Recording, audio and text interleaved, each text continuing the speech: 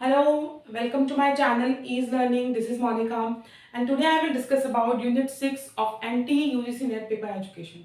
Paper Education discuss कर रहे हैं हम और हमने 5 यूनिट्स कंप्लीट 5 यूनिट्स के मैराथन सेशंस कर लिए हैं। अब एक रिवीजन क्लास है आपके यूनिट 6 की। प्लेलिस्ट चेक कीजिए डिटेल वीडियो लेक्चर्स के लिए ताकि आपकी अच्छी अंडरस्टैंडिंग हो।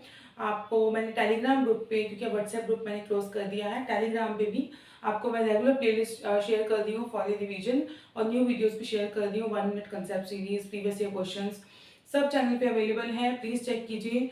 और अब हम डिस्कस करेंगे यूनिट 6 रिसर्च इन एजुकेशन। जो नाम है उसी से समझेंगे। और जैसे अभी अब तक हम करते आए हैं कि हम 4 पार्ट्स में करते हैं, कि वो 4 हमारे जो 4 पार्टीशन कर दिया हमने सिलेबस को कि यूनिट्स में क्या क्या टॉपिक है, फिर हम इंडिविजुअल अपना सभी टॉपिक्स को अच्छे से डिस्कस करेंगे। ठीक है, रिसर्च इन एजुकेशन सबसे पहला पार्ट जो है वो है एजुकेशनल रिसर्च। रिसर्च, री plus search, search it again. Research क्या है? एक प्रोसेस होती है। This is very very important. ये पेपर 1 के लिए भी इंपॉर्टेंट है। रिसर्च कर रहे हैं आप, कुछ नया फाइंड आउट कर रहे हैं, ऑलरेडी कोई रिसर्च हो गई उससे कुछ नया फाइंड आउट कर सकते हैं। डिफरेंट टाइप्स ऑफ रिसर्च होती हैं। तो यहाँ पे जो फर्स्ट पार्ट है that is for education research, कि रिसर्च का एजुकेशन में क्या रोल है या एजुकेशन रिसर्च क्या है। जो भी रिसर्च है दैट मीन्स कुछ find something new in a systematic way, it's a process और एक टाइम कंज्यूमिंग थिंग है। ऐसे नहीं अभी आपने रिसर्च कर लिया, कुछ गूगल पे सर्च किया और रिसर्च हो गई, नहीं। आप एक प्रोसेस है, इसको एक स्टेप वाइज कुछ करते हैं, डेटा एनालाइज करते हैं, हाइपोथेसिस बनाते हैं, सब डिस्कस करेंगे। तो ये सब कुछ जब एजुकेशन एस्पेक्ट के लिए किया जा रहा है कि हम अपनी एजुकेशन की और क्वालिटेटिव इंप्रूव करें, उसकी क्वालिटी इंप्रूव करें, या क्या और न्यू फाइंडिंग्स आ रही हैं वो हम बच्चों को बताएं, टीचर्स के लिए क्या है, रिसर्च प्रोग्राम्स ऑर्गेनाइज होते हैं, तो ये सब एजुकेशन रिसर्च का पार्ट आ जाता है। That means research which is use for education. ठीक है, तो मीनिंग एंड स्कोप डिस्कस करेंगे अभी हम डिटेल में। साइंटिफिक मेथड है, इससे क्वेश्चन बन जाता है कि रिसर्च जो है एक साइंटिफिक मेथड है। साइंटिफिक मेथड या मीन्स कि जिसमें साइंस का यूज हो रहा है, साइंस का यूज हो रहा है, रूल्स एंड रेगुलेशन है, इसमें भी बहुत सारे रूल्स एंड रेगुलेशन है। रिसर्च एथिक्स आपका पार्ट है कि आप रिसर्च कर रहे हैं तो आप किसी और का डेटा कॉपी नहीं करेंगे, आप कुछ भी ऐसा नहीं मेंशन करेंगे जो गलत हो। और मेनली होता है कि आप कॉपी नहीं करेंगे, अपना ओरिजिनलिटी होनी चाहिए, वैलिडिटी होनी चाहिए। वैलिडिटी मीन्स कि सपोज टू डू, और एक्यूरेसी, जिस काम के लिए रिसर्च की जा रही है वो चीज़ें हों। और ऑब्जेक्टिविटी, अगर कोई बोले कि objectivity, validity and reliability. Reliability means consistency. इन तीनों में सबसे इंपॉर्टेंट क्या है? तो दैट इज ऑब्जेक्टिविटी। सबसे इंपॉर्टेंट है कि जिस ऑब्जेक्टिव के लिए आपने रिसर्च की है वो चीज़ पूरी होनी चाहिए, वो ऑब्जेक्टिव आपके पूरे होने चाहिए। ठीक है, रेप्लिकेबिलिटी, प्रिसिशन, पॉसिबिलिटी एंड पैरासो में ये टाइप्स डिस्कस करेंगे, क्या होती हैं टर्म्स। टाइप्स की बात करें तो एक्सप्लोरेटी, जिसमें हम एक्सप्लोर करते हैं, जिसके बारे में ज़्यादा नॉलेज नहीं है, जैसे आप गूगल पे कुछ एक्सप्लोर कर रहे हैं क्योंकि आपको नहीं पता, जिसमें आपको कम नॉलेज है उसके लिए आप एक्सप्लोर कर रहे हैं, डिटेल करेंगे अभी। एक्सप्लेनेटरी, नाम क्या बता रहा है कि हम एक्सप्लेन कर रहे हैं चीज़ों को। Then descriptive, describe each and everything, ठीक है, क्या क्या हुआ। टाइप्स ऑफ रिसर्च में आता है fundamental, applied and action research. Fundamental होती है आपकी प्योर रिसर्च, जिसका काम है रिसर्च करना और एक नॉलेज कलेक्ट करना कि ये क्या थी, बेसिक और प्योर रिसर्च करेंगे। आप इसमें सिर्फ बेसिक काम कर रहे हैं, आप रिसर्च कर रहे हैं और जस्ट नॉलेज आपने दे दी। अप्लाइड, जब उस नॉलेज को आप यूज में लाएंगे, कहीं अप्लाई करते हैं, that's your applied research. Action research schools में बहुत यूज होती है, ऑर्गेनाइजेशन मतलब एजुकेशन एस्पेक्ट में ज़्यादा यूज होती है। एक्शन रिसर्च जिसमें हम कोई इमीडिएट प्रॉब्लम का सोल्यूशन फाइंड आउट करते हैं, action research. Approaches and research की 2 टाइप बता दी, ये भी वैसे टाइप्स का ही पार्ट है, क्वांटिटेटिव एंड क्वालिटेटिव। कोई कंफ्यूजन नहीं लेनी, सब आपकी डिवीजन है, कौन सी क्वांटिटेटिव है कौन सी क्वालिटेटिव, सब डिस्कस करेंगे। क्वांटिटी को जो बताएगी न्यूमेरिक टर्म्स में बात करेगी, डेटा कलेक्ट करेंगे। क्वांटिटेटिव सिर्फ डेटा पे तो दुनिया नहीं चल रही, बहुत सारे और भी एस्पेक्ट हैं, किसी का बिहेवियर आप जज कर रहे हैं, किसी कम्युनिटी को का कल्चर स्टडी कर रहे हैं, या किसके बिहेवियर में क्या चीज़ें आ रही हैं, बहुत सी चीज़ें हैं। या कोविड के बाद ही जैसे बहुत सारी रिसर्चेज हुई, क्वालिटेटिव रिसर्च भी हुई, तो जहाँ पे आपके न्यूमेरिक टर्म्स नहीं है, क्वालिटेटिव बात कर रहे हैं। ठीक है, तो ये फर्स्ट पार्ट हो गया, एजुकेशन रिसर्च क्या है, साइंटिफिक मेथड्स क्या है, डिफरेंट टाइप्स ऑफ रिसर्च क्या है। की एलिमेंट्स पे काम करेंगे, एग्जाम में की एलिमेंट्स ही काम आएंगे आपके। आपने की एलिमेंट देखा, आंसर मार्क कर दिया। जैसे एक्स पोस्ट फैक्टर रिसर्च, एक तो हिस्टोरिकल रिसर्च होती है आपकी, एक होती है आपकी एक्स पोस्ट फैक्टर रिसर्च। ठीक है, ये जस्ट आपको मैं पेपर 1 के लिए ऐसे एक्सप्लेन कर रही हूँ, आपके इस सिलेबस में कहीं मेंशन तो नहीं है लेकिन क्वेश्चन बन जाता है। इसका कीवर्ड है इफेक्ट। कोई इंसिडेंट हो गया और उसका इफेक्ट क्या आया, एंड रीसेंट इफेक्ट, रीसेंट की बात होगी। इसी का अगर हम बात करें तो हिस्टोरिकल रिसर्च, कोई पास्ट में कोई चीज हुई और उस पर आप रिसर्च कर रहे हो तो हिस्ट्री का पार्ट है। ठीक है, तो ये आपकी रीसेंट पास्ट की बात हुई, कुछ हुआ, इंसिडेंट हुआ और उसके इफेक्ट को हम स्टडी करेंगे, तो x post facto research effect दिख जाएगा आपको। यहाँ पे आप हिस्ट्री की बात कर रहे हैं। ठीक है, तो इस टाइप से हम रिसर्च डिस्कस करेंगे। अभी सेकेंड पार्ट में आते हैं बच्चे वेरिएबल्स। वेरिएबल्स वेरी करना, चेंज होना। ठीक है, तो इनको डिस्कस करेंगे, इसका मीनिंग क्या है, टाइप्स क्या है। जैसे इंडिपेंडेंट वेरिएबल जो किसी पे डिपेंडेंट नहीं है, एक्सपेरिमेंटल रिसर्च में यूज किए जाते हैं, जो बिल्कुल जिनका होना किसी और पे डिपेंडेंस नहीं है। अगर आप लोग फ्यूचर में अर्न करेंगे और अपना काम खुद कर दें, अपने लिए सब कुछ खुद ही अरेंज कर दें, आप इंडिपेंडेंट हैं, वहां से याद रख लो डिपेंडेंट जब आप किसी पे डिपेंडेंट हैं अभी। ठीक है, एक्स्ट्रा इमेज वेरिएबल, एक्स्ट्रा कुछ एक्स्ट्रा हम स्टडी कर दें ना चाहते हुए भी। इंटरवेनिंग जो बीच में इंटरफेयर कर रहे हैं, आप रिसर्च कर रहे हैं पर अनऑब्जर्वेबल आपकी आइटम्स हैं और आपको बीच में इंटरफेयर कर रही है, फिर भी आपको ना चाहते हुए या अनऑब्जर्व, मतलब वो बिहेवियर जो आपने कोशिश नहीं की थी ऑब्जर्व करने की, फिर भी अनऑब्जर्व के बाद भी वो बीच में आ रही है। मॉडरेटर जो इनका बीच का पार्ट होता है। Hypothesis, making assumption, tentative solution, आप रिसर्च करते हैं तो बहुत ही वाइड एस्पेक्ट है, सब कुछ आप उसमें इन्वॉल्व नहीं कर सकते, तो आप हाइपोथेसिस बनाते हैं। हाइपोथेसिस बनाते हैं कि क्या सर्च करना है, कैसे करना है, कुछ भी आप हाइपोथेसिस बनाएंगे। जो नल हाइपोथेसिस और ऑल्टरनेट हाइपोथेसिस दो टाइप के होते हैं, नल एंड ऑल्टरनेट। कि आप अजम्पशन बना रहे हैं तो अजम्पशन क्या क्या बनाएंगे, आप कुछ भी सर्च कर रहे हैं तो आप सब कुछ तो सर्च नहीं कर सकते। जैसे इकोनॉमिक्स में हम चीज़ें लेकर चलते हैं, अदर थिंग बीइंग कांस्टेंट, बाकी चीज़ों को हमने कांस्टेंट रख दिया, तब हम इकोनॉमिक्स समझ सकते हैं, अदरवाइज समझ ही नहीं पाएंगे। ऐसे ही जब आप रिसर्च कर रहे हैं तो हम अजम्पशंस बनाते हैं कि ऐसा होगा तो क्या सोल्यूशन होगा, और ऐसा नहीं होगा then we go for the alternate hypothesis. ये डिटेल में डिस्कस करेंगे। फॉर्मुलेटिंग हाइपोथेसिस, कैसे बनाते हैं hypothesis. Steps for writing a good proposal, कि जब हम पीएचडी भी करते हैं, रिसर्च प्रपोजल लिख देते हैं, सिनॉप्सिस कहते हैं उसे, उसके क्या स्टेप्स होते हैं, ऐसे क्वेश्चन बनते हैं। Concept of sample and sampling, techniques of sampling, probability sampling, non probability sampling. Population होती है, मतलब कोई चीज़ 100 है और इसमें से आपको कोई सैंपल लेना है, तो this is your population, your universe.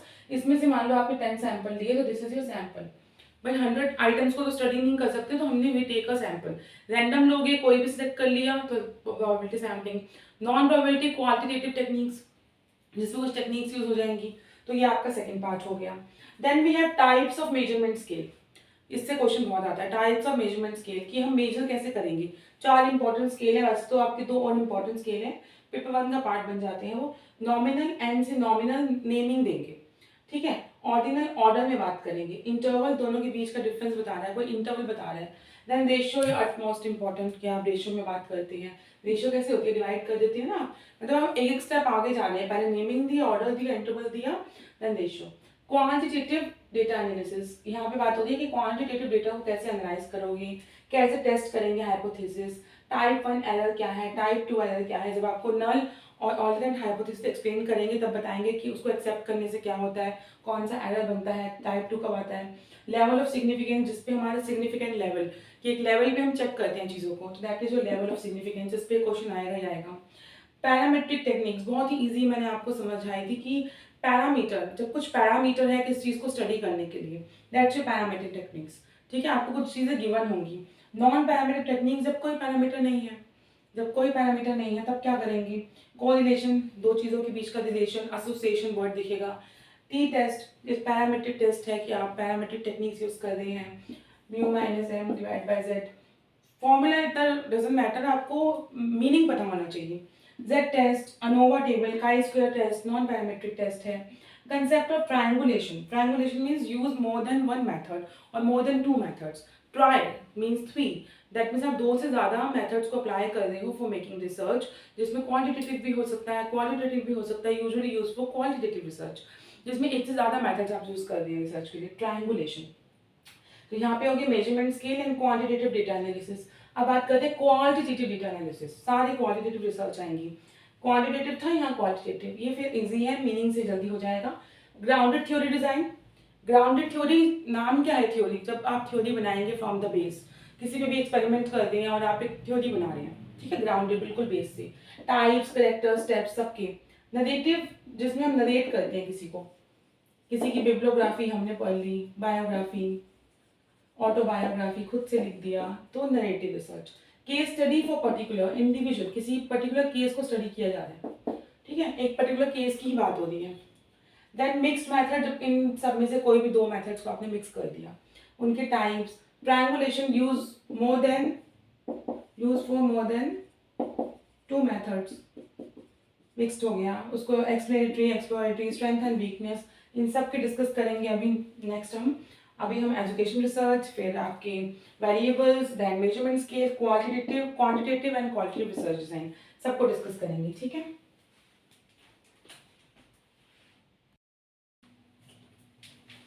Okay, next हम डिस्कस करेंगे फर्स्ट पार्ट को। फर्स्ट पार्ट को मैंने एक्सप्लेन कर दिया कि बहुत क्वेश्चन आते हैं पेपर 1 में भी और पेपर 2 में। हम डिस्कस कर रहे हैं एंटी यूजीसी में पेपर एजुकेशन, तो पेपर 1 का भी क्वेश्चन आएगा, पेपर 2 का भी आएगा। रिसर्च आपका ऐसा क्वेश्चन है जिसमें 12 से 14 क्वेश्चन, 12 to 14 क्वेश्चन आप अटेम्प्ट कर पाएंगे।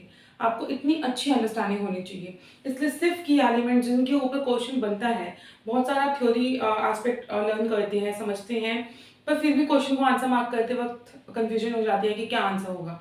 तो सिर्फ की एलिमेंट जिससे आप आंसर इजीली मार्क कर पाएं और एक आपकी अच्छी कंसेप्ट फॉर्मेशन हो, ठीक है। फर्स्ट पार्ट है ये, सेकंड, थर्ड, फोर्थ फिर डिस्कस करेंगे। सबसे पहले समझ लेते हैं रिसर्च। रिसर्च, आपने जब भी रिसर्च, व्हाट इज रिसर्च पे क्वेश्चन आता है और आपको 5 to 6 एलिमेंट्स दिए होंगे, फिर कॉम्बिनेशन दिया होगा कि सेकंड 3 4 इंक्लूड है, 1 2 3 इंक्लूड है, 5 6 इंक्लूड है, इस तरीके से आपको ऑप्शन मिलते हैं और सब आपको ईजी लगता है, तो गो for the most appropriate answer. वो कैसे फाइंड आउट करेंगे?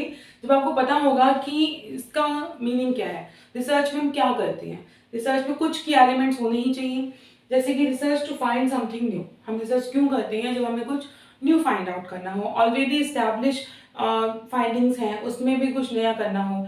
कोविड इसका बहुत अच्छा एग्जाम्पल है। कोविड अभी क्योंकि एक नई चीज़ थी, कोविड के टाइम पे बहुत सारी चीज़ें लोगों को फेस करनी हुई, तो डॉक्टर्स की जो फील्ड है, मेडिकल जो एक आपका एरिया है, वहाँ पे रिसर्चर्स के लिए एक अच्छे टॉपिक आ गए कि अब उन्हें रिसर्च करने को मिल गया है कि ये होने से क्या इफेक्ट आएगा, इस पर्टिकुलर पार्ट पे रिसर्च की तो क्या इफेक्ट आया, तो उनको एक नया एरिया मिल चुका है। अब जो रिसर्च हो चुकी हैं उसके ऊपर भी रिसर्च करते हैं ताकि वो कुछ नया फाइंड आउट कर पाए।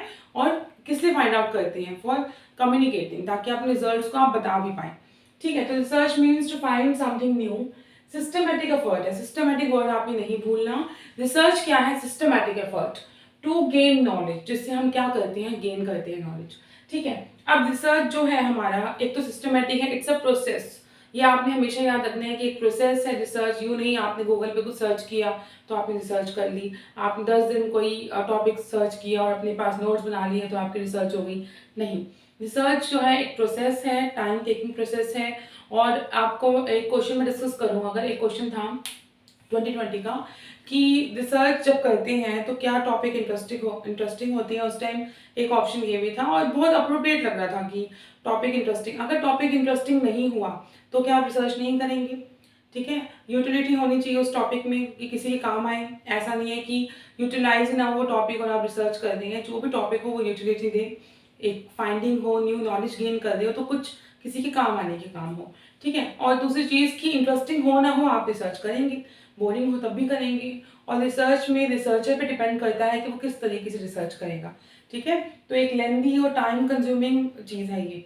रिसर्च की जो भी नॉलेज है, to find new and re plus search, searching again and again, to find something new and systematic effort to gain knowledge, इसी को आप कंबाइन कर देंगे एजुकेशन रिसर्च के साथ, क्योंकि आपकी 6th यूनिट में एजुकेशन रिसर्च फर्स्ट पार्ट जो है आपका एजुकेशन रिसर्च है। Seeks to solution of any educational problem. भाई एजुकेशन में रिसर्च, किसी भी एस्पेक्ट में रिसर्च हो सकता है। एजुकेशन में रिसर्च है क्योंकि आपको किसी एजुकेशन प्रॉब्लम का सोल्यूशन चेंज करना है। या फिर देखिए पहले के स्कूल्स देखिए, आज से 20 साल पहले के और अभी के, क्या ये ड्रास्टिक चेंज आया? नहीं, इस पर रिसर्च होती नहीं। मैंने आपको कमिटीज और कमीशन भी करवाए थे क्योंकि हम रेगुलर फाइंडिंग्स पे काम करते हैं। जितने भी हमारे एक्सपर्ट्स थे जो कमेटीज इस्टेब्लिश करते हैं, जो ग्रुप ऑफ मेंबर्स होते हैं, जो वहाँ सब अपना एक कंट्रीब्यूशन देते हैं, तो वो किसी रिसर्च बेस पे देते हैं कि फ्यूचर में बच्चों की ये रिक्वायरमेंट होगी तो ये पर्टिकुलर चीज़ इंक्लूड कीजिए। ई लर्निंग इसका बेस्ट एग्जाम्पल है। तो ये एजुकेशन रिसर्च का पार्ट है कि आगे जाके बच्चों को हमने फैमिलियर करवाना है कंप्यूटर से और टेक्नोलॉजी से, तो ई लर्निंग स्टार्ट कीजिए ताकि बच्चे फैमिलियर हो पाएँ। चाहे आप फॉरेन कंट्रीज जो अदर कंट्रीज हैं उसमें हम देखेंगे क्या इम्पैक्ट आ रहा है, तो अपने पास भी अप्लाई किया, क्योंकि हमें इन्वायरमेंट को भी देखना है। तो एजुकेशन रिसर्च जिसमें हम एजुकेशन एस्पेक्ट में डील करेंगे, सेम रिसर्च की प्रोसेस सेम सब कुछ, लेकिन कहाँ यूज हो रहा है फॉर एजुकेशन, एजुकेशन प्रॉब्लम्स के लिए, एजुकेशन नॉलेज गेन करने के लिए। Systematic attempt to get better understanding, हम एक सिस्टमेटिक अटेम्प्ट करेंगे ताकि हमें बेटर अंडरस्टैंडिंग हो। इसकी स्कोप की बात करें, स्कोप पे क्वेश्चन बन सकता है कि एजुकेशन रिसर्च में क्या क्या इंक्लूड है। जितनी आपकी 10 यूनिट है सब इंक्लूड है। एजुकेशन साइकोलॉजी इंक्लूड है, एजुकेशन फिलॉसफी इंक्लूड है, फिलॉसफी ऑफ एजुकेशन, आपका करिकुलम डेवलपमेंट इसमें भी रिसर्च होती है, sociology, education technology, guidance and counselling में बहुत रिसर्च होती है कि पहले क्या टेक्निक यूज़ करते थे, अब कैसे यूज़ करेंगे। लर्निंग डिसेबिलिटीज आ जाती हैं, सब इम्प्रूवमेंट के बाद आई हैं, ठीक है। पहले आपकी सिलेबस का पार्ट नहीं था लर्निंग डिसेबिलिटीज, या इतनी अवेयरनेस नहीं थी कि ये भी एक दिक्कत है, इनसे भी डील करना होता है बच्चों को। तो सिस्टमेटिक अटेम्प्ट तो है ही, और इसकी स्कोप को आपने ध्यान रखना है कि जितना भी आपका सिलेबस है ना सब आएगा। Education psychology, philosophy of education, curriculum development, sociology, technology, guidance and counselling. All clear? हमने कर लिया research, what is research, what is educational research. Now we have education research is the application of systematic method. ये आपके previous question का part है। Education research क्या है? एक एप्लीकेशन है किसका? सिस्टमैटिक या साइंटिफिक मेथड्स का, ठीक है। अब इसमें देखिए कैसे आप साइंटिफिक मेथड्स यूज करेंगे। Explorative, explanatory, descriptive. देखिए एक्सप्लोर, अपने आप को सोचिए, जब कुछ एक्सप्लोर कर रहे हैं, आप सोच रहे हैं आपको न्यू ड्रेस चाहिए, तो आप क्या करेंगे? एक्सप्लोर करना स्टार्ट कर देंगे, ऑनलाइन शॉपिंग वेबसाइट्स पे जाएंगे और एक्सप्लोर करेंगे। वही है जब रिसर्चर को ऑब्जेक्टिव जो है वो क्लियरली डिफाइन नहीं है, ही वांट टू एक्सप्लोर, उसे उस प्रॉब्लम के बारे में ज़्यादा नॉलेज नहीं है, तो वो क्या करेंगे? एक्सप्लोर करेंगे। आपको ऑब्जेक्टिव जो है वो डिफाइन नहीं है, तो आप क्या करेंगे? आप एक्सप्लोर करेंगे। Exploratory research to define problem accurately, at least हमें पता तो हो कि हमें सर्च क्या करना है, ताकि हम अपनी प्रॉब्लम को एक्यूरेटली डिफाइन कर दें, ठीक है। एक्सप्लोरेटिव जब हम एक्सप्लोर करेंगे। एक्सप्लेनेटरी, एक्सप्लेन करेंगे। क्या एक्सप्लेन करेंगे? थियोरेटिकल एक्सप्लेनेशन की बात करता है। Explain the relationship between the cause and effect, ये आपका इंपॉर्टेंट क्वेश्चन है। Cause and effect experimental research का पार्ट है, जहाँ पे हम वेरिएबल्स के बीच में कॉज एंड इफेक्ट करते हैं, रिलेशनशिप फाइंड आउट करते हैं। लेकिन अगर कोई पूछे कि एक्सप्लेनेशन कहाँ होगी, तो उस कॉज एंड इफेक्ट की एक्सप्लेनेशन एक्सप्लेनेटरी रिसर्च में होगी। वो तो बताता है कि क्या रिलेशनशिप है, एसोसिएशन कैसा है। अगर आपको एक्सप्लेन वर्ड दिख रहा है ना क्वेश्चन में, और एक्सप्लेनेटरी भी ऑप्शन में है, तो एक्सप्लेनेटरी भी जाना है कि एक्सप्लेन कौन करता है कि क्या कॉज था, क्या इफेक्ट था। एक्सप्लेनेटरी रिसर्च, ठीक है। अब देखिए नेक्स्ट भी है डिस्क्रिप्टिव। डिस्क्रिप्टिव हमेशा होता है व्हाट इज, डिस्क्राइब करते हैं।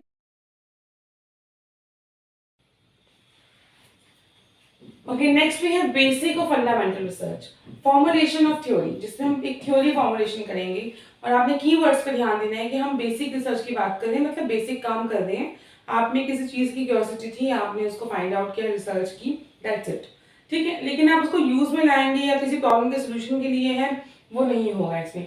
Does not usually generate immediate application problem, मतलब इमीडिएट की बात करेंगे हम नेक्स्ट, उसके लिए नहीं होती है। एग्जिस्टिंग बॉडी ऑफ नॉलेज, मतलब आपकी कोई रिसर्च थी और उसमें आपने रिसर्च कर ली, बेसिक रिसर्च, बिल्कुल नाम से समझियो कि बेसिक रिसर्च है, प्योर रिसर्च।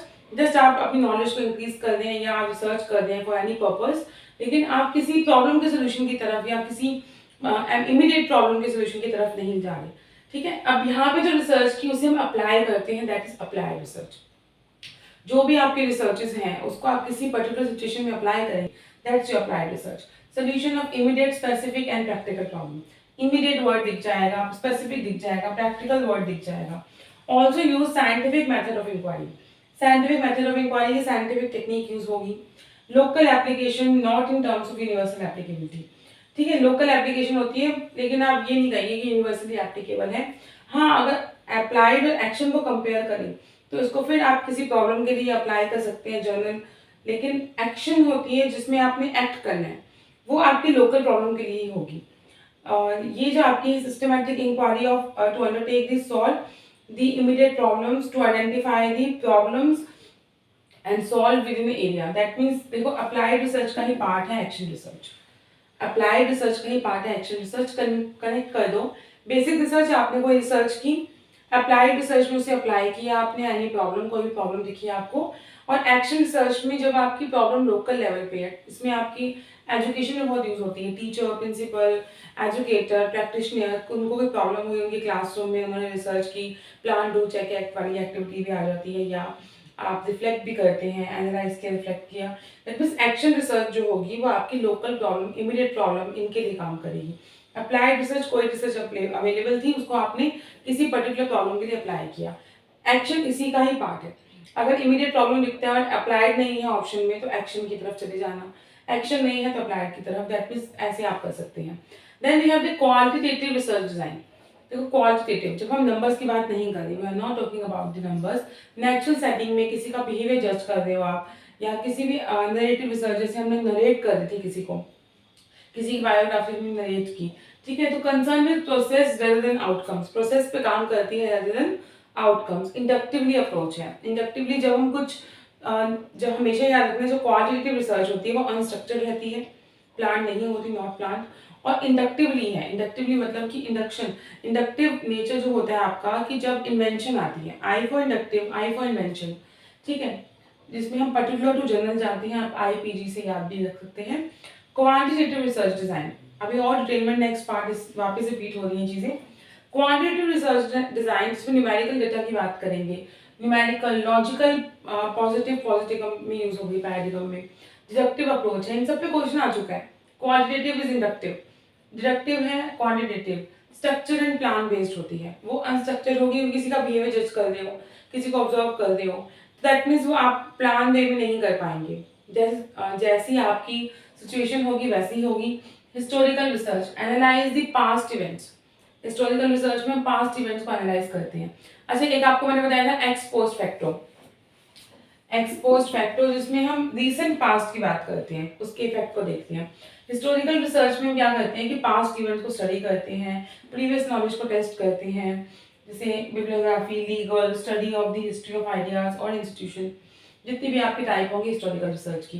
लास्ट है बचे एक्सपेरिमेंटल रिसर्च। एक्सपेरिमेंटल रिसर्च, जिसमें हम एक्सपेरिमेंट करेंगे। आप क्या कर रहे हैं, नाम से मतलब समझेंगे, एक्सपेरिमेंट कर रहे हैं। आपको तीन चीजें याद रखनी है, मैनिपुलेशन, एक्सपेरिमेंट करें तो तीन टाइप के वेरिएबल्स होंगे, independent, dependent, control variables, external variable. तो manipulation, observation and intervening variable, ठीक है, manipulation, observation and intervening variable. तो आप क्या कर रहे हो, कंट्रोल कर रहे हो, एक्सपेरिमेंट कर रहे हो, एक आपने इन्वायरमेंट क्रिएट किया जहाँ पे आप एक्सपेरिमेंट कर रहे हैं, ठीक है। तो क्या क्या डिस्कस किया हमने, रिसर्च जिसमें हम कुछ नया फाइंड आउट करते हैं, एजुकेशन रिसर्च, सेम रिसर्च को आप एजुकेशन में अप्लाई करेंगे, सिस्टमेटिक वे में होगी। Explorative, you want to explore something जो आपको नहीं पता, बिल्कुल आइडिया नहीं है, कोई न्यू रिसर्च, मतलब आप न्यू रिसर्च करना चाह रहे हैं, ऑलरेडी रिसर्चेस कम अवेलेबल है या नहीं है। एक्सप्लेनेटरी, जहाँ पे आप एक्सप्लेन करेंगे, कॉज एंड इफेक्ट रिलेशनशिप को एक्सप्लेन भी कर सकते हैं। डिस्क्रिप्टिव, जिसमें आप डिस्क्राइब करते हैं कि व्हाट इज दिस, ठीक है। देन आपका आता है बेसिक और फंडामेंटल, बेसिक काम कर दें, रिसर्च कर दें, दैट्स इट। कहीं उसको अप्लाई नहीं कर रहे, कहीं उसको यूज नहीं कर रहे, नॉलेज गेन कर दें। अप्लाइड रिसर्च, इसी बेसिक को जब कहीं अप्लाई कर दिया किसी प्रॉब्लम के लिए, दैट इज अप्लाइड रिसर्च। इसी का ही पार्ट है एक्शन रिसर्च, जब हम एक्ट करते हैं एक्चुअली में, लोकल प्रॉब्लम के लिए होती है आपकी। Then qualitative research design, natural setting में होती है, अनस्ट्रक्चर होती है, अनप्लान्ड होती है, इंडक्टिव अप्रोच पे बेस्ड होती है। आई से इंडक्टिव, आई से इन्वेंशन, कुछ नया इन्वेंट करते हो आप। और दूसरा आपका क्वांटिटेटिव, न्यूमेरिकल डेटा की बात करती है। लॉजिकल पोस्ट पैराडिगम भी इसी का पार्ट है, साइंटिफिक वे में हम करते हैं। डिडक्टिव अप्रोच पे बेस्ड है, structure and plan. Historical research analysis the past events, previous information को जज कर दी है, तो ठीक है, डिफरेंट टाइप की आपकी हिस्टोरिकल होगी। एक्सपेरिमेंटल में आपको तीन चीजें याद रखनी है, मैनिपुलेशन, ऑब्जर्वेशन एंड इंटरवेनिंग, ठीक है। आप में इंडिपेंडेंट, डिपेंडेंट वेरिएबल, कोई इंडिपेंडेंट वेरिएबल है तो कोई डिपेंडेंट, जो वेरिएबल किसी पर डिपेंड नहीं करता इंडिपेंडेंट, जो वेरिएबल इस पर डिपेंड करता है डिपेंडेंट वेरिएबल, ठीक है। नेक्स्ट पार्ट डिस्कस करेंगे हम इसका।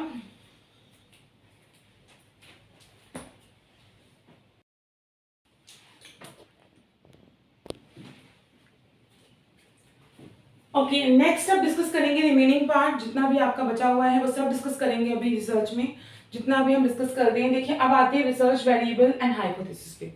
वेरिएबल्स की मैंने सभी टॉपिक्स की क्लास अवेलेबल है, ऐसे बहुत कम टॉपिक है जिनकी क्लास अवेलेबल ना हो, तो आप डिटेल लेक्चर जरूर देखिए। जैसे मैंने आपको टेलीग्राम ग्रुप पे भी शेयर किया प्लेलिस्ट, तो जब भी मैं कोई मैराथन सेशन डिस्कस कर रही हूँ तो उससे पहले मैं आपको मॉर्निंग में प्लेलिस्ट दे रही हूँ, जिससे कि आपकी एक रिवीजन हो जाए, और उसके बाद मैराथन सेशन देखेंगे तो बिल्कुल अच्छे से अंडरस्टैंडिंग हो जाएगी आपको। ठीक है, तो रिसर्च वेरिएबल्स डिस्कस करेंगे। वेरिएबल्स मीन्स जो वेरी कर रहे हैं, ठीक है, that can be measure, describe and control. कोई भी चीज वेरी कर रही है, variables that is vary, change हो रहा है, और that can be measure, describe और कंट्रोल, जिसको आप मेजर कर सकते हैं, डिस्क्राइब कर सकते हैं और कंट्रोल कर सकते हैं। इन पे आपको पेपर 1 के लिए बहुत इंपॉर्टेंट है, रिसर्च का टॉपिक सब कुछ मेंशन है पेपर 1 के लिए भी। तो इसको हमें डिवाइड किया डिफरेंट पार्ट्स में, independent variable, dependent variable. Okay, independent variable जिसे हम एक्सपेरिमेंटल वेरिएबल भी करेंगे। एक्सपेरिमेंटल रिसर्च करते वक्त कुछ वेरिएबल्स को स्टडी किया जाता है। एक्सपेरिमेंटल रिसर्च के लिए मैंने आपको 3 एलिमेंट समझाए थे, मैनिपुलेशन, ऑब्जर्वेशन एंड कंट्रोल। क्या करेंगे मैनिपुलेट, क्या करेंगे कंट्रोल, और क्या करेंगे ऑब्जर्व वेरिएबल्स को। तो सबसे पहले आता है आपका इंडिपेंडेंट वेरिएबल, जिसको आप एक्सपेरिमेंटल वेरिएबल भी कहते हैं। सिर्फ कीवर्ड्स पे काम कर रही हूँ मैं, सिर्फ आपकी रिवीजन क्लास है जो कि डिटेल वीडियो लेक्चर अवेलेबल है, तो कीवर्ड्स के याद रखने एग्जाम के लिए, ये कीवर्ड्स आपको आंसर मार्क करने में हेल्प करेंगे। Independent variable which can be manipulated और कंट्रोल बाय दी एक्सपेरिमेंटर, ठीक है, जो मैनिपुलेट और कंट्रोल होगा बाय दी एक्सपेरिमेंटर। 2 टाइप के होते हैं, treatment and attribute. Treatment variable जो मैनिपुलेट हो सकते हैं, एट्रीब्यूट क्वालिटीज, एट्रीब्यूट मीनिंग्स क्या होता है कि क्वालिटी, ऐसी चीज जो आप मैनिपुलेट नहीं कर पाओगे, उसको उसके ऊपर काम नहीं करेंगे, उसे कंट्रोल कर सकते हैं, ऑब्जर्व कर सकते हैं, but which can not be manipulated, जैसे कि किसी का जेंडर, रेस, इंटेलिजेंस लेवल, तो ये एट्रीब्यूट। अगर ट्रीटमेंट लेवल दिखे तो भी इंडिपेंडेंट आपका वेरिएबल है, एट्रीब्यूट वर्ड दिखे तो भी इंडिपेंडेंट वेरिएबल है। तो इंडिपेंडेंट वेरिएबल और experimental variable which can be manipulated, observe और control by the experimenter. 2 types के हैं, treatment and attribute. Clear. Next we have dependent variable और क्राइटेरिया वेरिएबल। डिपेंडेंट वेरिएबल को क्राइटेरिया वेरिएबल भी कहते हैं। Affected from independent variable, obviously किससे effect होगा, इंडिपेंडेंट वेरिएबल से। आपका एक पेपर 1 में क्वेश्चन आया था कि इंडिपेंडेंट वेरिएबल जो होते हैं हमारे कॉज होते हैं, और जो आपकी डिपेंडेंट वेरिएबल है जिसपे इफेक्ट आता है, ठीक है, that's effect. Extraneous variable that can uncontrol variable, आप चाहते तो नहीं हो स्टडी करना, अनकंट्रोल है लेकिन फिर भी स्टडी का पार्ट बन जाते हैं, इसे एक्सपेरिमेंटल एरर भी कहते हैं। एक्स्ट्रा दे दें इंफॉर्मेशन, एक्स्ट्रा वेरिएबल अनकंट्रोल और ऑल्सो एक्सपेरिमेंटल एरर। कोई भी स्टडी आप कर रहे हैं, इतनी वाइड स्टडी होती है जिसमें आपने कुछ कंट्रोल एनवायरनमेंट में, देखो एक्सपेरिमेंटल स्टडी जो होती है वो आपके कंट्रोल एनवायरनमेंट में होती है। आप खुद से 2 चीज़ें देखते हैं कि कॉज एंड इफेक्ट में क्या रिलेशनशिप है, और दूसरी चीज़ की कैसे इंडिपेंडेंट को कंट्रोल और डिपेंडेंट वेरिएबल का आप इफेक्ट डालेंगे, सब कुछ कंट्रोल एनवायरनमेंट में होता है। पर फिर भी कुछ एक्स्ट्रा चीज़ें हमें स्टडी करनी होती है, that is external variable. Intervening variable जो लिंक होते हैं इंडिपेंडेंट और डिपेंडेंट वेरिएबल के बीच में, ठीक है, जो एक लिंक बनाते हैं दोनों के बीच में, ठीक है। तो इंटरवेनिंग वेरिएबल, इंटरफेयर करना एक तरीके से। मॉडरेटर वेरिएबल जिसे सेकेंडरी इंडिपेंडेंट वेरिएबल भी कहा जाता है। मॉडरेटर वेरिएबल को क्या, सेकेंडरी इंडिपेंडेंट, मान लो X Y Z, X Y आप स्टडी कर दें, X is independent, Y is dependent, और आपने एक जेड फैक्टर भी लेकर आए एज अ इंडिपेंडेंट वेरिएबल, तो उसे आप कहेंगे मॉडरेटर वेरिएबल, ठीक है, जो आपका एक तरीके का सेकेंडरी इंडिपेंडेंट वेरिएबल होगा। कीवर्ड्स पे काम कीजिए, रिवाइज करवा देती हूँ आपको। Variable that can change, that can very, that can be measured, that can B observe, controlled. Independent variable that means आप मैनिपुलेट करेंगे, कंट्रोल करेंगे इंडिपेंडेंट को। 2 टाइप के हो गए, treatment and attribute. Treatment that can be manipulated, attribute that can not manipulated, आप उसको change नहीं कर सकते। मैनिपुलेट मतलब चेंज करना, किसी का जेंडर है मेल फीमेल तो उसको आप चेंज नहीं कर सकते, इंटेलिजेंस लेवल आप चेंज नहीं कर सकते, ठीक है, तो ये चीज़ें चेंज नहीं होती। डिपेंडेंट वेरिएबल जिसका इफेक्ट आता है किस पर, इंडिपेंडेंट वेरिएबल की वजह से जिस पे इफेक्ट आता है। External is uncontrol variable, intervening दोनों के बीच में लिंक, किन दोनों के बीच में लिंक, इंडिपेंडेंट और डिपेंडेंट के बीच में। मॉडरेटर आपके सेकेंडरी इंडिपेंडेंट वेरिएबल होते हैं। Done. Next part, hypothesis. Hypothesis की क्लास थी आपकी। हाइपोथेसिस होता है मेकिंग अजम्पशन। देखो हम करते हैं रिसर्च में बहुत सारे टॉपिक्स आते हैं, बहुत चीज़ें आती हैं, और आप एक टॉपिक पर रिसर्च कर रहे हो, उससे कंसर्न 1000 टॉपिक आपको मिल जाएंगे कि उसमें इतनी सारी स्टडी हमें करनी होती है। तो हम जब भी हाइपोथेसिस करेंगे हम कुछ अजम्पशन पे काम करते हैं और that assumption should be kept in mind. हमेशा उन अजम्पशन को आपने ध्यान रखना है। तो वो दो टाइप की होती है hypothesis, null hypothesis and alternate. Null is represented by the H0 and alternate is represented by the H1। Key element जिनसे क्वेश्चन आए हैं, नल हाइपोथेसिस ऑलवेज टेस्टेड। हम हमेशा नल हाइपोथेसिस जो आपने अजम्पशन बनाई उसको टेस्ट करेंगे। ऑल्टरनेट हाइपोथेसिस नेवर टेस्टेड, एक क्वेश्चन ये हो गया प्रीवियस ईयर। दूसरी चीज, नल हाइपोथेसिस अगर रिजेक्ट होगी then we will go for the alternate. दो ऑप्शन ले लिया आपने सोचा चलिए हम प्लान ए पे काम करते हैं, null hypothesis. Plan A reject हो गया then go for plan B, alternate hypothesis. Null hypothesis में आपको जो वर्ड दिखेगा there is no difference between these two things, no difference कि दोनों चीजें सेम हैं। ऑल्टरनेट में आप कैसे करेंगे, there is a difference, there is a difference between these two things. एक आपका 2020 का क्वेश्चन था कि women are better teacher than man, तो इसका आंसर क्या था, हाइपोथेसिस मेंशन थे, null, alternate, can't be decide, इस तरीके से आपके ऑप्शंस थे। तो विमेन्स को बेटर बताया मेन से, दैट मीन्स जो आपका ऑल्टरनेट हाइपोथेसिस है वो आपका इक्वल टू नहीं होगा, ग्रेटर देन भी हो सकता है, लेस देन भी हो सकता है। दैट मीन्स अब यहाँ विमेन को आप कंपेयर कर रहे हो कि विमेन बेटर हैं as compare to man teachers, तो दैट मीन्स हमने ग्रेटर बता दिया, alternate hypothesis. That means null hypothesis equal to, no difference between them. Alternate equal to नहीं है, नॉट इक्वल, इक्वल नहीं है, नॉट इक्वल है, दैट मीन्स ग्रेटर देन होंगे, लेस देन होंगे। इस तरीके से क्वेश्चन आपके सॉल्व होंगे। तो 3 से 4 क्वेश्चन हाइपोथेसिस के जो बनते हैं मैंने आपसे डिस्कस कर लिए हैं, जो प्रीवियस क्वेश्चन का पार्ट है। प्रीवियस से यही क्वेश्चन मैं आपसे डिस्कस भी करूंगी एक प्रेजेंटेशन के थ्रू, जिसमें डिस्कस करेंगे। ठीक है, अब हाइपोथेसिस से कंसर्न आपके 2 एरर बनते हैं। बहुत बच्चे कंफ्यूज होते हैं, बहुत इजी टर्म में करेंगे। हाइपोथेसिस के 2 आपके एरर होते हैं, type 1 error and type 2 error. बहुत सिंपल देखिए, मान लीजिए आपने नल हाइपोथेसिस बनाया और वो हाइपोथेसिस ट्रू था, वो बात सही थी, फिर भी आपने उसको ट्रू था तो यू शुड एक्सेप्ट दिस, आपने उसको रिजेक्ट कर दिया। ठीक है, आपके पास जो हाइपोथेसिस आपने बनाया जो बिल्कुल सही बात थी, बिल्कुल ठीक था, बट आपने उसे रिजेक्ट कर दिया क्योंकि रिसर्च कर रहे हो, एरर तो आएगा ही, तो आपने रिजेक्ट कर दिया, तो आपने टाइप 1 एरर किया, उसका नाम होता है अल्फा। आपने उसको एक्सेप्ट करना चाहिए था बट आपने उसको रिजेक्ट कर दिया, सही चीज को रिजेक्ट कर दिया, तो आप गए टाइप 1 एरर की तरफ। दूसरी तरफ अगर हम माने कि नल हाइपोथेसिस फॉल्स था, जो आपने अजम्पशंस बनाई थी तो वो आपकी फॉल्स थी, अब फॉल्स थी और आपने उसे एक्सेप्ट कर दिया, यहाँ भी गलती कर दी, तो आप जाएंगे बी की तरफ, उसे कहेंगे बीटा। जब आप true hypothesis, true null hypothesis को रिजेक्ट करेंगे, क्योंकि ट्रू है तो एक्सेप्ट करना था, रिजेक्ट कर दिया, alpha, type 1 error.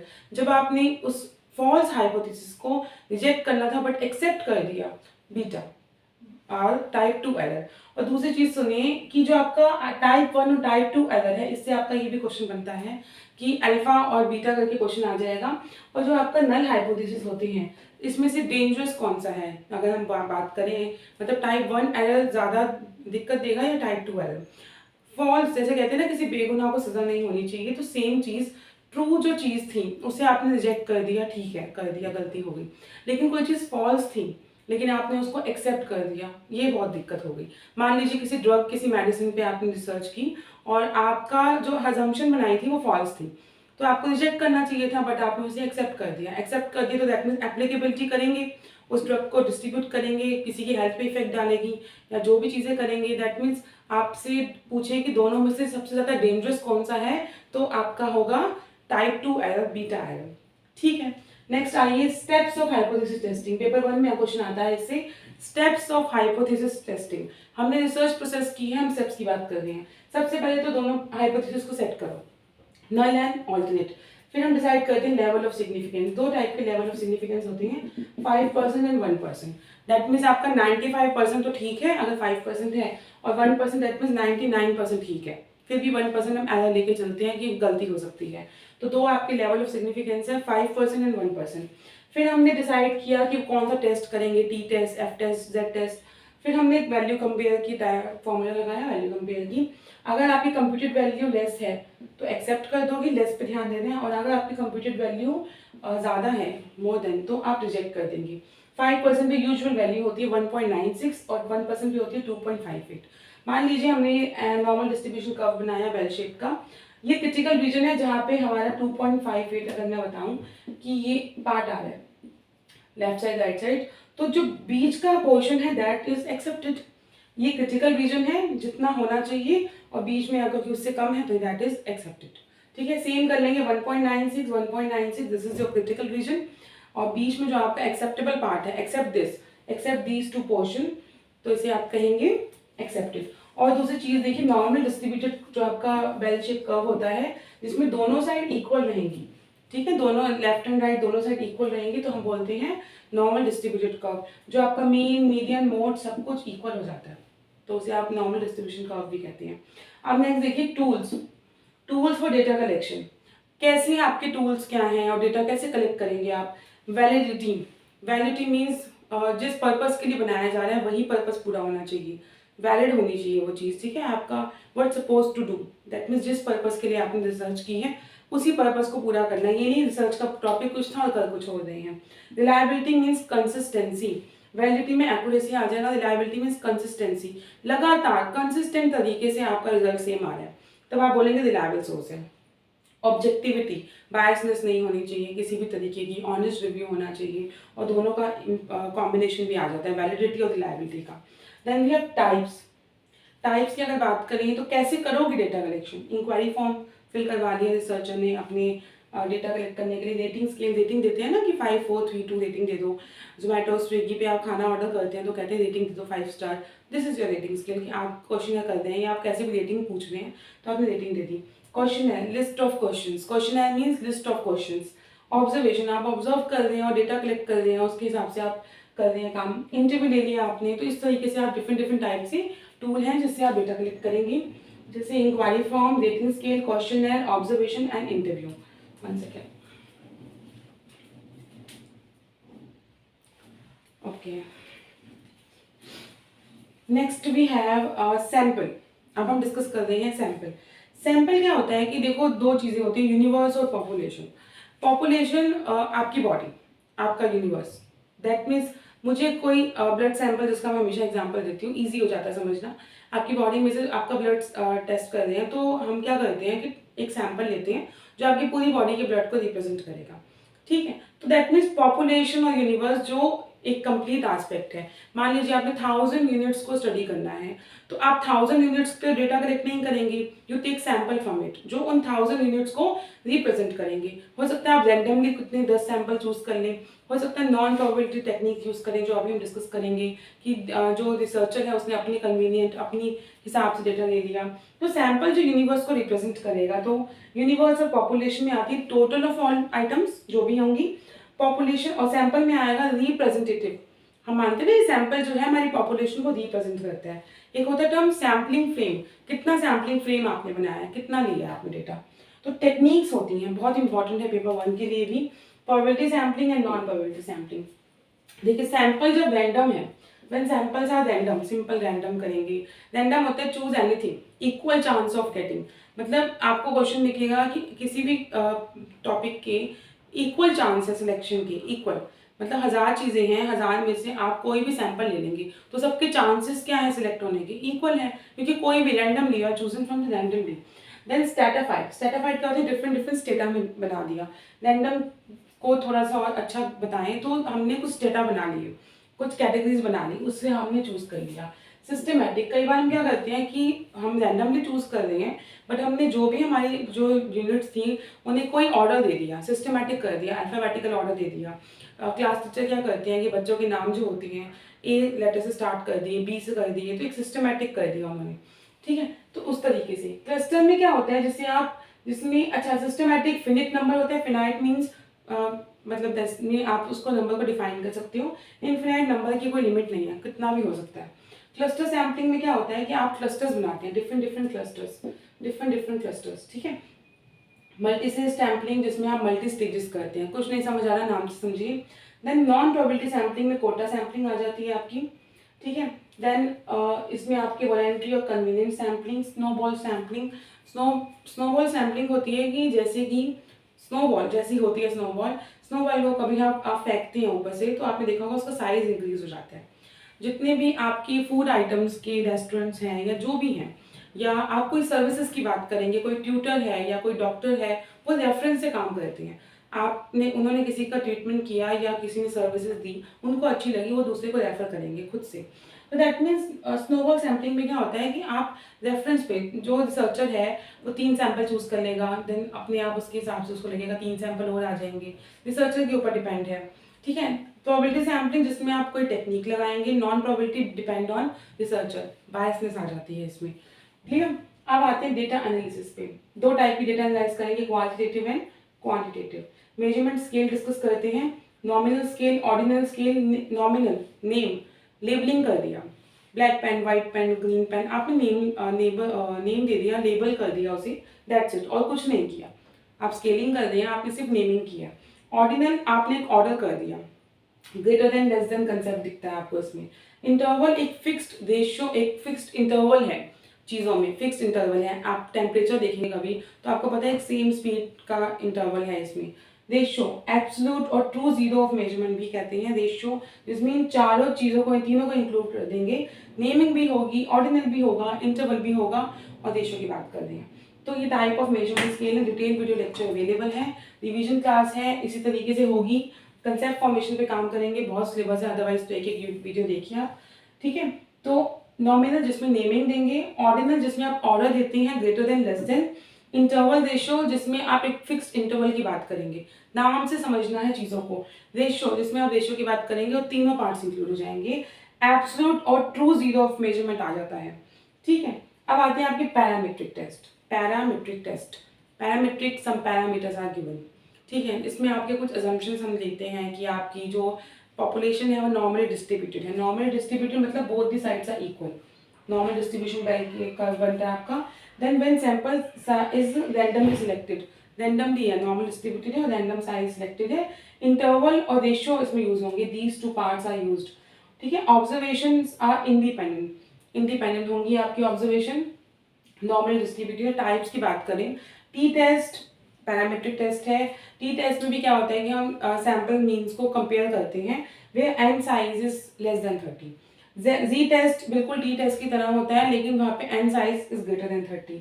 F test जिसमें हम फ्रिक्वेंसीज की बात करते हैं। तो parameter means some parameters are given, कुछ पैरामीटर्स गिवन होते हैं। टी टेस्ट में जैसे आप बताएंगे कि population standardization is not known, इसमें नोन होता है, इस तरीके से हमने डिटेल क्लास दे रखी है। तो पैरामीट्रिक टेस्ट जिसमें कुछ पैरामीटर्स होंगे। नॉन पैरामीट्रिक टेस्ट जिसमें यही सारी चीज़ें नहीं होंगी, जैसे chi square test. Chi square test आपका पैरामीट्रिक भी है और नॉन पैरामीट्रिक भी है, और अगर कंप्लीट आस्पेक्ट में बात की जाए तो नॉन पैरामीट्रिक है, कुछ आस्पेक्ट में पैरामीटर की तरह भी होता है। यू टेस्ट, एस टेस्ट, ये क्वालिटेटिव बात करते हैं। ये क्वेश्चन आपका आया हुआ है पेपर 1 में। नॉमिनल और ऑर्डिनल स्केल की बात करेंगे, इसमें आपकी बात कर रहे थे पैरामीटर में आपकी इंटरवल और रेशियो स्केल की, इसमें हम बात करेंगे नॉमिनल एंड ऑर्डिनल स्केल्स की। क्लियर। नेक्स्ट वे है ग्राउंडेड थ्योरी। ग्राउंडेड थ्योरी जिसमें आप थ्योरी डेवलप कर रहे हैं, बिल्कुल बेस से आप थ्योरी बना रहे हैं। सिस्टमैटिक, ये सारी आपकी क्वालिटेटिव रिसर्च डिजाइन है। सिस्टमैटिक एंड इंडक्टिव है। इंडक्टिव मीन्स इन्वेंशन, आप एक्चुअली में कुछ इन्वेंट कर रहे हैं, थ्योरी बना रहे हैं। ठीक है, और generate theories, glacier and status ने दिया था इसे। ग्राउंडेड थ्योरी जिसमें हम बेस से बात करेंगे, सोशल फिनोमेना पे बेस्ड होती है, आप एक थ्योरी कंडक्ट करते हैं। Then narrative, to narrate, to tell, जिसमें हम बायोग्राफी, ऑटोबायोग्राफी ये स्टडी करते हैं। केस स्टडी, केस स्टडी होती है हमेशा पर्टिकुलर किसी इंडिविजुअल एस्पेक्ट की बात करेंगे, तो डिटेल और इन डेप्थ स्टडी करते हैं आप इंडिविजुअल एस्पेक्ट्स की। एथनोग्राफिक, एथनोग्राफिक होता है ग्रुप ऑफ पीपल। एथनोग्राफी जिसमें हम स्टडी करते हैं ग्रुप ऑफ पीपल, कल्चर, उनके कल्चर को स्टडी करते हैं। और usually researcher hidden covert word दिख जाएगा, COVERT, जिसमें वो चुपचाप वहाँ जाके उनके साथ रहते हैं और उनके कल्चर को स्टडी करते हैं। बहुत टाइम टेकिंग प्रोसेस है ये। ठीक है, फिनोमिना होता है, ये आपके पेपर 1 में इंपॉर्टेंट है, जिसमें हम रियल एक्सपीरियंस को शेयर करते हैं। कोई इवेंट हो गई, एथनोग्राफिक से कैसे अलग है कि इसमें तो आप एक इवेंट नहीं स्टडी कर रहे, ग्रुप ऑफ पीपल को स्टडी कर रहे हैं। फिनोमिना में आप कोई इवेंट में रियल एक्सपीरियंस अपना शेयर करते हैं। ठीक है, उस इवेंट के बेस पे होती है। मिक्स्ड मेथड, इसमें हम दोनों चीज़ें यूज़ कर लेते हैं, आपकी क्वांटिटेटिव भी और क्वालिटेटिव भी। Triangulation, use more than one method. Try means 3। Explanation, जब हम एक्सप्लेनेटरी रिसर्च करते हैं कि आप एक से ज़्यादा मेथड्स को एक्सप्लेन कर रहे हैं। एक्सप्लोरेटरी, जिसमें हमें न्यू नॉलेज नहीं होती, न्यू रिसर्चेज नहीं होती और आप एक से ज़्यादा चीज़ों को यूज़ कर रहे हैं। ठीक है, तो ग्राउंडेड में आप कोई थ्योरी बनाएंगे, ग्लेशियर स्टार्टस ने दिया था, जिसमें जनरेट करते हैं हम न्यू थ्योरी। इंडक्टिव अप्रोच है। नरेटिव में हम नरेट करते हैं बायोग्राफीज को, किसी की ऑटोबायोग्राफीज को, जितनी आपकी मूवीज़ हैं उन्हें कोई नरेट कर रहे हैं। आपने कुछ यूजुअली देखा होगा कि मूवी स्टार्ट होती है और एक पर्सन रीड कर रहा होता है या बता रहा होता है उनके बारे में, तो वो नरेट कर रहे हैं। ऐसी नरेटिव रिसर्च होती है। कई बार मिल्खा सिंह पे जो मूवी बनी है तो नरेट कर दिया उनकी स्टोरी को, तो नरेट कर दिया, दैट मीन्स नरेटिव रिसर्च। और आपकी बहुत सारी स्टोरीज और बनी है, these are the narrative research. Ethnography, जिसमें ग्रुप ऑफ पीपल उनके कल्चर वैल्यूज को स्टडी करते हैं। फिनोमेना मीन्स इवेंट और रियल एक्सपीरियंसेस। मिक्स मेथड में use more than two methods या both the methods, that means qualitative as well as quantitative. I hope आपका ये क्लास आपको समझ आई होगी। मैराथन सेशन कैसे लग रहे हैं प्लीज़ बताना, और प्रीवियस क्वेश्चन भी शेयर करूंगी मैं आपके साथ। अब आप लाइक शेयर कमेंट का काम प्लीज़ करिए, जो मैं आपको बार बार रिक्वेस्ट करती हूँ। नहीं अच्छी लगी तो डिसलाइक इट, लेकिन कुछ ना कुछ अपना रिव्यू दीजिए, ठीक है। Thank you so much.